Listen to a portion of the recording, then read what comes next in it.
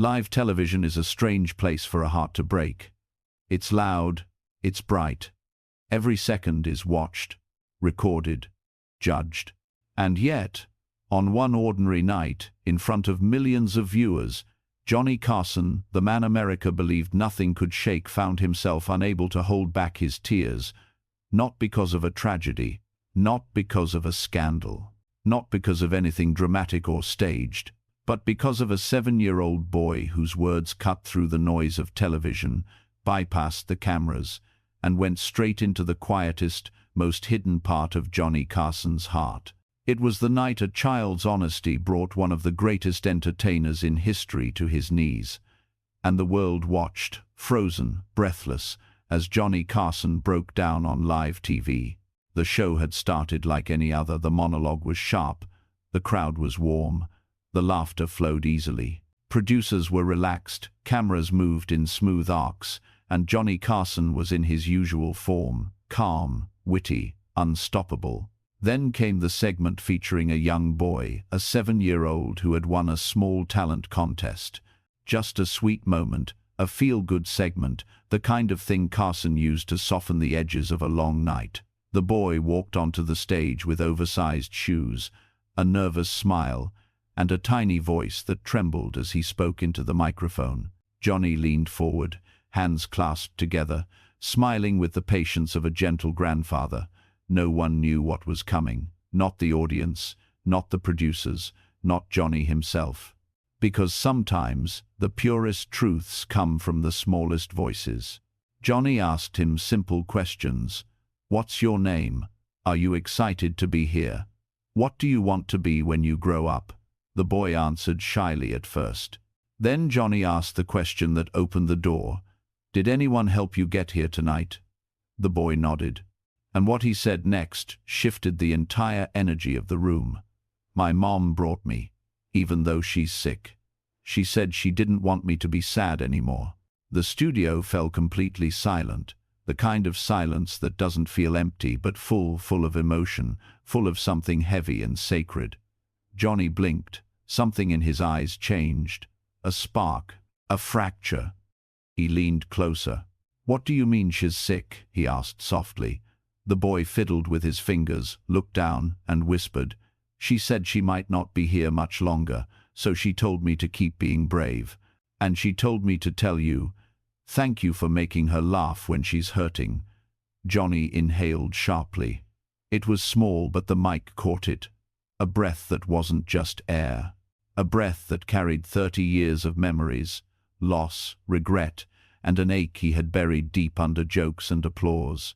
Johnny Carson had interviewed presidents, comedians, movie stars, and world leaders. But nothing hit him like the quiet sincerity of that 7-year-old boy. His lips quivered, his eyes filled. He looked down at his desk, trying to find strength in something solid. But the moment was too raw, too honest, too close to the things he had never spoken about publicly, because Johnny knew the pain of losing a parent. He knew the pain of complicated goodbyes.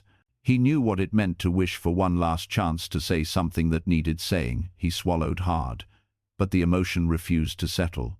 And then, like a dam finally cracking, Johnny Carson began to cry.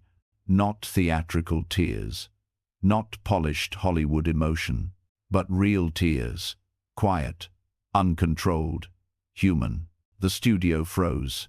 The audience sat in stunned stillness.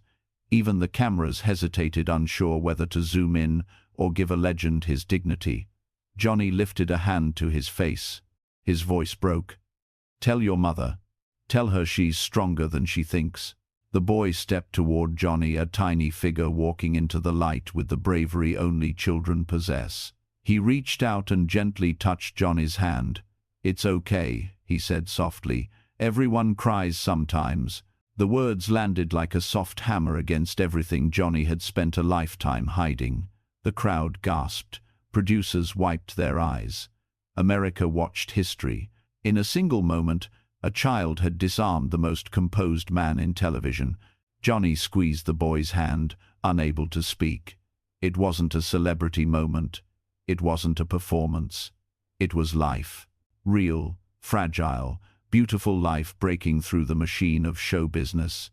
The clip aired only once. NBC chose not to replay it. Johnny never mentioned it again. But those who watched it live remember it forever. Not because Johnny cried, but because of why he cried. Because a 7-year-old boy, in his innocence, spoke a truth that touched the hidden wounds in a man the world believed was unbreakable. And in doing so, he changed Johnny Carson. He softened him, he humbled him. He reminded him and all of America that behind the greatest performers are human hearts that ache, that love, that break just like everyone else's. There are moments in life that shake us, moments that strip away everything polished and public and reveal the beating heart beneath. Johnny Carson never planned to cry on live TV. He never planned to be vulnerable. He never planned for a child's words to touch the part of him he kept locked away. But that's the truth of life. Sometimes the smallest voices say the biggest things. Sometimes the softest truths hit the hardest. And sometimes even the strongest men break. Not out of weakness, but out of love. Out of memory. Out of being human. And that is why the night Johnny Carson broke down on live TV is still remembered as one of the most beautiful, most emotional, most real moments in the history of American television.